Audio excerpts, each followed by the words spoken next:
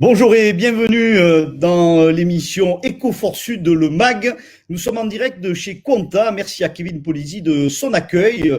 Alors aujourd'hui, vous le savez, ce magazine permet de donner la parole aux entrepreneurs de la région Sud et de parler de l'actualité des TPE-PME.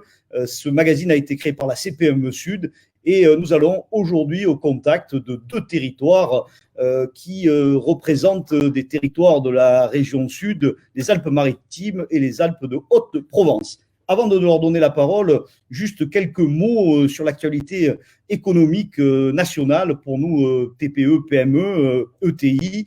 Alors la première nouvelle et bonne nouvelle, c'est pour l'assurance crédit des PME ETI.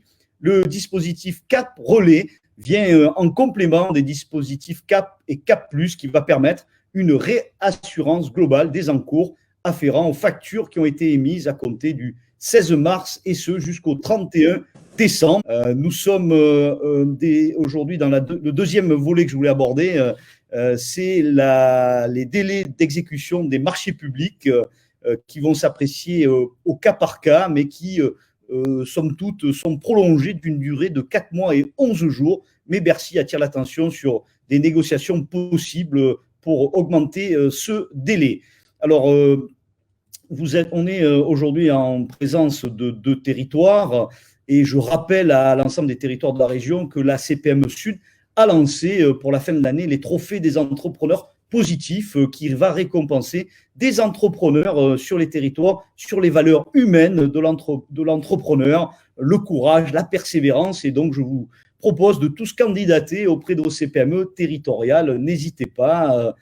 Voilà la première partie introductive. Maintenant, place à nos intervenants du jour. Nous sommes donc allés sur deux territoires, les Alpes de Haute-Provence et les Alpes-Maritimes. Et je dis bonjour à Béatrice Moreau, la présidente CPME des Alpes de Haute-Provence. Bonjour Béatrice. Et à Honoré Guetti, qui va me rejoindre aussi sur le plateau pour lui le saluer. Bonjour Honoré. Alors Honoré, quelques actualités sur le territoire CPME 06.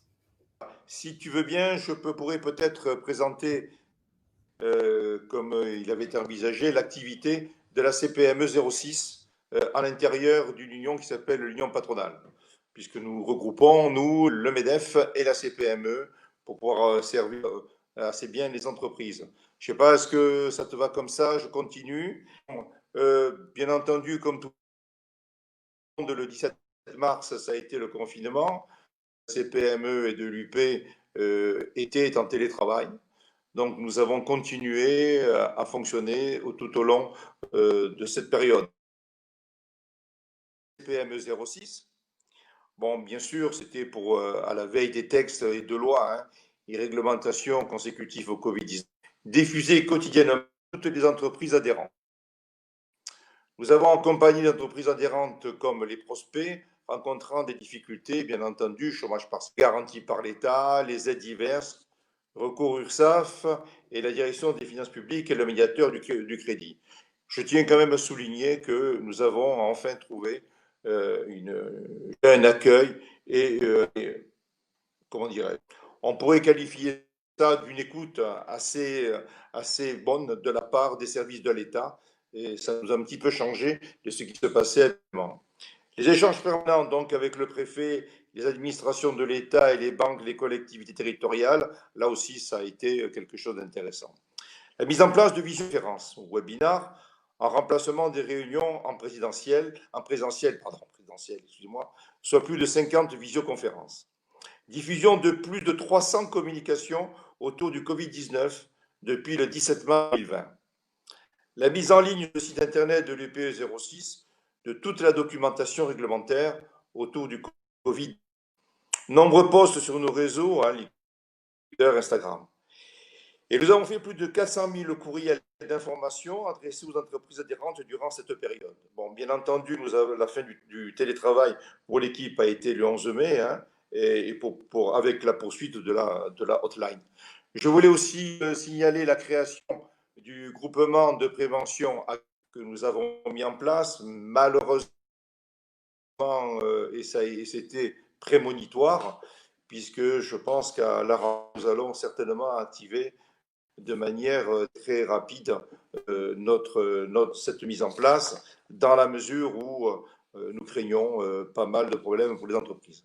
Voilà rapidement fait la présentation de BIS.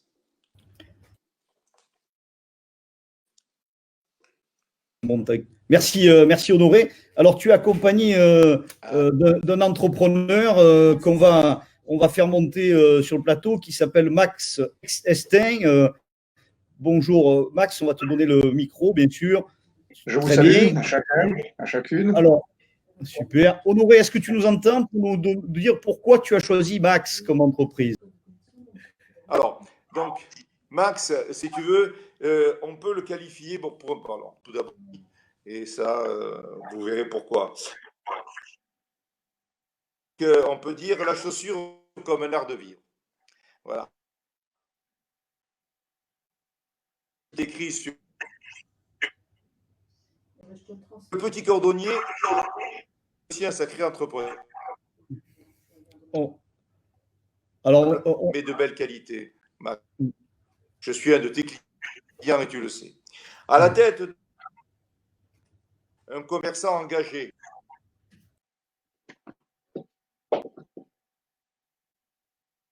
Et il est aussi qui lutte pour pérenniser et développer son activité. J'essaie de mettre, alors c'est traditionnel, en quelques mots. Max Estin résume l'œuvre de toute une vie consacrée à la cordonnerie-botterie. Sa vie donc, mais aussi l'héritage des générations qui l'ont précédé. Son père, créateur, le petit cordonnier, et son grand-père, encore lui, avant lui en tout, 5 générations. Autant le dire, aujourd'hui, rares sont les artisans qui ont une telle maîtrise du métier, de technique faisant appel de botterie, remplacement cousu, création de patines sur mesure, de protection, changement de teinte. Mais Max vous expliquait beaucoup mieux. Il va surtout parler de la naissance de la marque Max Estin. Et merci. Bonne chance. Parce que c'est pas simple actuellement. Merci, merci Honoré. Alors Max, on va vous laisser présenter un petit peu l'entreprise. Alors vous avez vu l'importance d'avoir des connexions partout, qui soient bonnes avec du haut débit. Donc on reporte cette information à nos autorités régionales pour que chacun soit équipé d'un haut débit pour que ça soit plus fluide. Moi j'ai la chance d'être chez Quanta qui est le QG du haut débit dans le sud et donc c'est pour ça que c'est beaucoup plus fluide. Max, alors un petit mot sur votre métier. Donc vous avez été présenté, vous êtes cordonnier, vous avez créé des marques. Dites-nous en quelques mots, racontez-nous votre histoire. Alors, encore une fois, bonjour. J'espère que le son est bon. Vous m'entendez bien? Il est meilleur, oui, tout à fait. Oui, il est tout à fait meilleur. Bon, merci à Honoré pour cette présentation, bien qu'elle était un petit peu saccadée par le son. Donc, rapidement, oui, nous sommes une entreprise un peu historique, passant de personne physique à personne morale, identité de personne morale depuis plus de 60 ans. C'est 4 générations, 5 bientôt. Nous avons historiquement un service, évidemment, de travail traditionnel de cordonnerie-botterie. Il fut un temps où nous faisions du sur-mesure, mais l'époque ne nous permet plus, dû à son coût et au savoir-faire, malheureusement, des artisans sur cette activité. Puis, une vingtaine d'années, j'ai créé personnellement donc la marque Max Estin 1961 pour faire face un petit peu à la conjoncture, aux problèmes que rencontraient nos métiers et surtout à l'arrivée de l'Internet qui prenait des parts de marché de plus en plus importantes. Donc, sans prétention personnelle, je me suis dit qu'il serait bien d'avoir une marque qui soit identifiée chez nous et uniquement chez nous et que si elle devait être sur l'Internet, ça serait parce que nous l'aurions portée sur l'Internet. Voilà. Alors, un témoignage économique ensuite, comme toute entreprise PMI, PME, nous sommes une dizaine de personnes quand même, c'est pas une toute petite entreprise, nous sommes montés jusqu'à 25 personnes, mais nous avons réduit par l'obligation économique.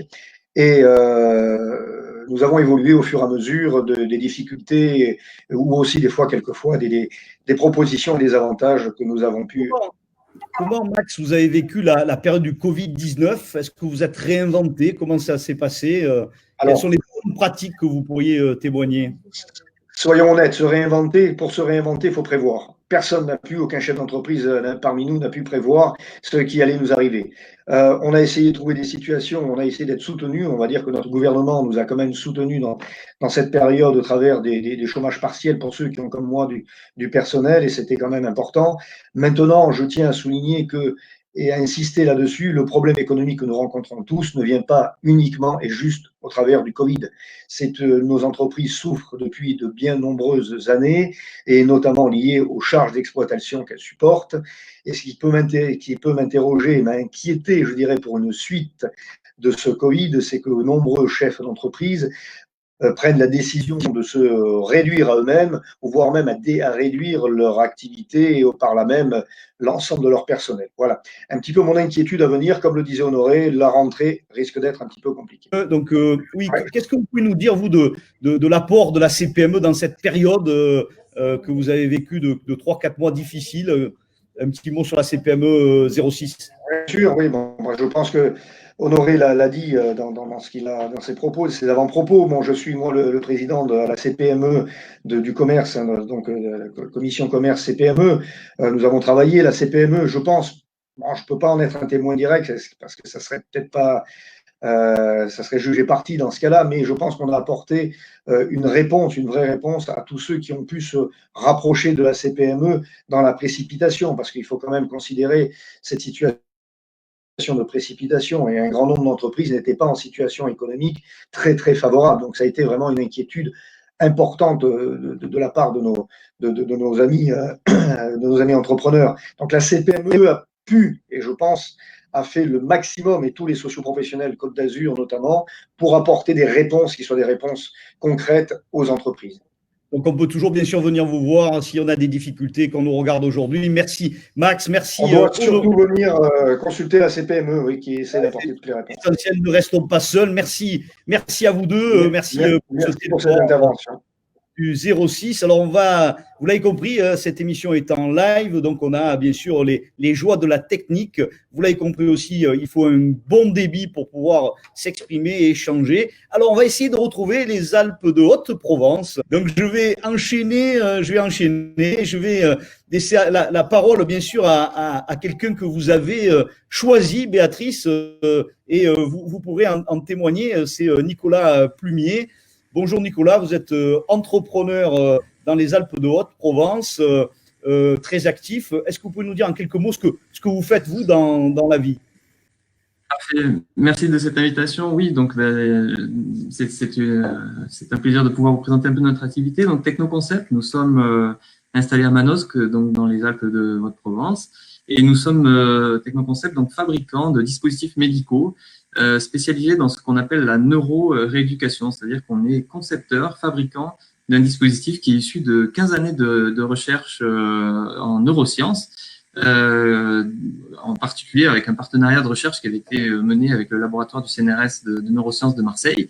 Et nous commercialisons un dispositif médical issu de cette recherche, d'un long travail de recherche avec ce laboratoire, qui vise à traiter les séquelles de mobilité sur des patients qui ont subi un accident vasculaire cérébral, par exemple, qui ont subi une atteinte sur la moelle épinière ou sur un traumatisme cérébral.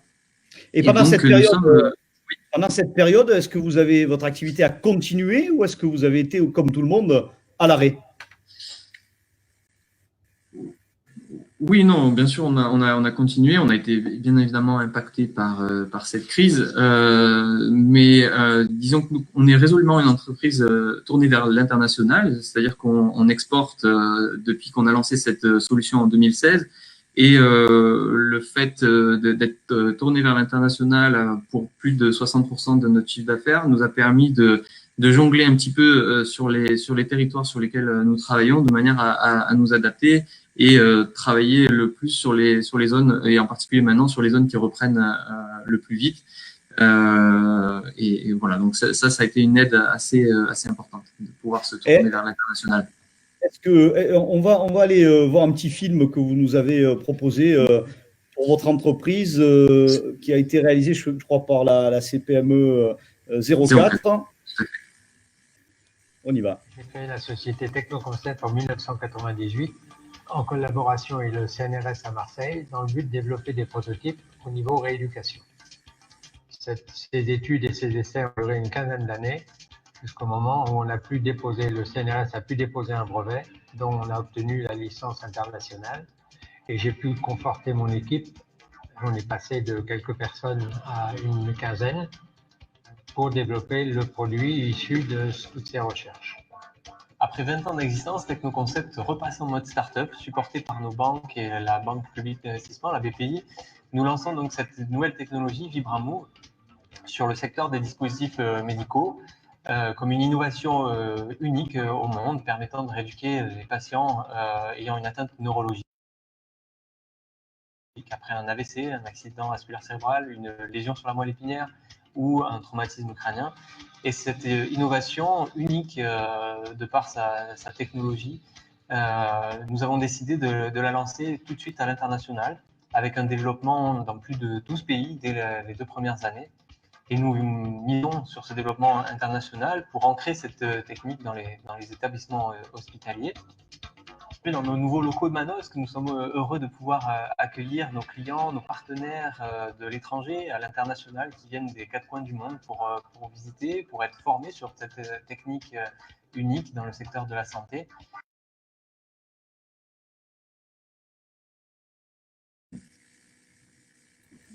Merci pour cette vidéo. Donc, territoire de Manosque, pourquoi le choix du territoire de Manosque pour s'implanter ? Oh, c'est un petit peu historique, ça, Manosque. C'est-à-dire que le fondateur que vous avez vu, Daniel Bauchat, et qui est toujours au board avec nous, avec Frédéric Albert, donc moi-même et donc Daniel, qui a fondé cette société il y a 20 ans, a créé cette société dans le secteur puisqu'il était de la région, et nous avons souhaité conserver cette présence sur le bassin manosquin. Et puis on est très content d'avoir malgré tout cette proximité avec la région marseillaise, l'accès au transport, etc. Et c'est tout à fait compatible avec notre activité. D'autant plus avec nos nouveaux locaux sur Manosque. Alors, je salue Didier Long qui nous dit en coulisses là que le haut débit va arriver à Manosque, mais en tout cas, ça marche plutôt bien. Hein, on est ravis. Le haut débit est déjà là. Est déjà là. Voilà, est déjà là. Pardon, Didier. sur l'activité pendant ce Covid et le rôle de la CPME à vos côtés, comment vous avez ressenti l'accompagnement?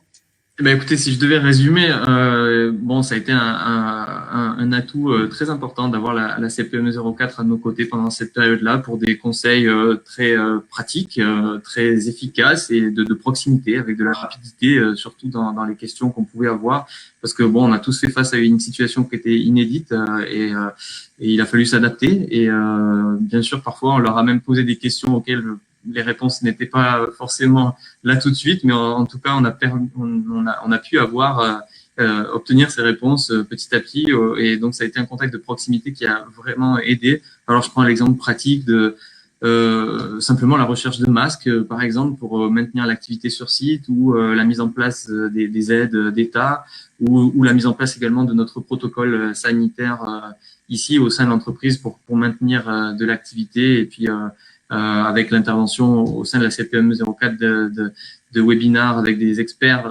sur ce domaine-là, qui nous a permis d'avoir un soutien précieux dans cette période-là.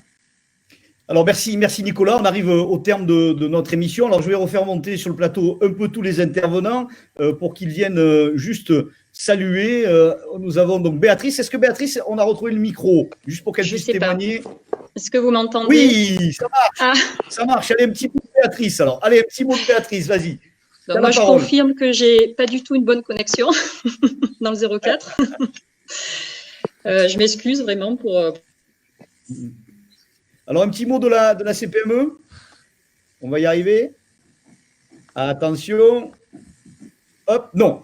Alors, écoutez, juste pour vous dire que le haut débit va arriver partout, hein, c'est sûr. Béatrice, merci de ton accueil. Merci aussi à Honoré Ghetti sur le territoire du 06. Merci à nos entrepreneurs pour l'enthousiasme que vous nous donnez. Et je vous dis à très bientôt, bien sûr, pour un nouveau magazine Eco4 Sud qui fait le tour des territoires et qui met à l'honneur un certain nombre de pépites je vous dis rendez-vous d'ici quelques semaines, puisqu'on va faire une trêve hivernale, pas hivernale, d'été, estivale, et je vous donne rendez-vous à la rentrée. Et d'ici là, passez de bonnes vacances, et pour ceux qui sont en activité, ne lâchez rien. À bientôt.